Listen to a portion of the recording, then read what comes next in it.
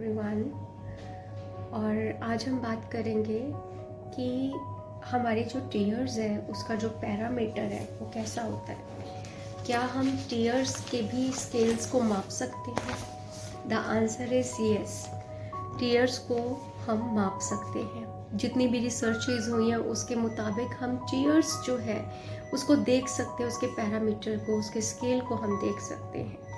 लेकिन हम वो बात कर रहे हैं कि जहाँ से ये टीयर्स स्टार्ट होते हैं आना, कैसे ये टीयर्स आते हैं, टीयर्स बनते कैसे हैं, इसका बायोलॉजिकल जो है वो कैसा एक कॉम्बिनेशन होता है, बायोलॉजिकली क्या होता है अंदर की जिसकी वजह से टीयर्स आते हैं, और जो आपकी जो साइकोलॉजिकल जो पेन होती है, जो आपका मन होता है, उसके साथ ये सारी चीज़ें कैसे लिंक करती हैं।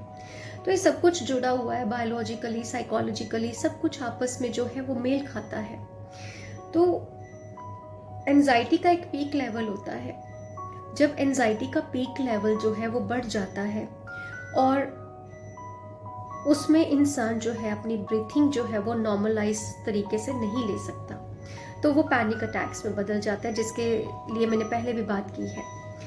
बट यहाँ पर आज हम जो हमारा मेन मकसद है वो है कि जो आंसू है उनका जो पैरामीटर है वो क्या है। तो आंसुओं का जो पैरामीटर है वो है आपका परसीव ऑफ ग्रीफ। आपका परसेप्शन टुवर्ड्स ग्रीफ कैसा है, आपके टीयर्स उस पर डिपेंड करेंगे। जिसने लाइफ में शुरू से दिक्कत देखी ना हो, जिसने परेशानी उठाई ना हो, तो उसकी लाइफ में अगर सडन कुछ ऑनसेट आ जाता है तो वो सहने से बाहर हो सकता है।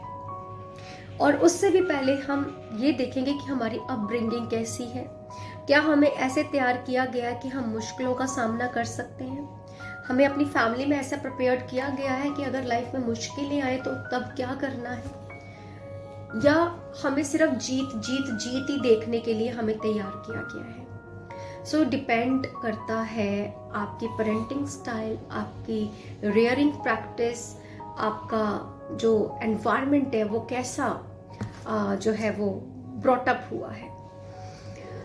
बट हम जब बात करते हैं कि जब वो जो टीयर्स हैं उसका जो पैरामीटर है वो हम किस तरीके से उसको सेट कर सकते हैं, क्योंकि अब जिसका पेरेंटिंग स्टाइल जैसा हो गया वो तो हम चेंज नहीं कर सकते, क्योंकि पेशेंट हमारे पास आके बैठा है, वो ब्रॉटअप होके आया है, उसकी अपब्रिंगिंग से वो निकल कर आया है।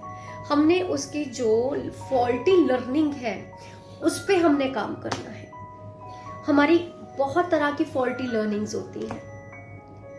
अब वो फॉल्टी लर्निंग जो है उनकी नज़र में शायद वो एक लर्निंग हो, बट हो सकता है वो हमारी नज़र में एक फॉल्टी लर्निंग हुई हो जिनके बारे में उनको नॉलेज ना हो।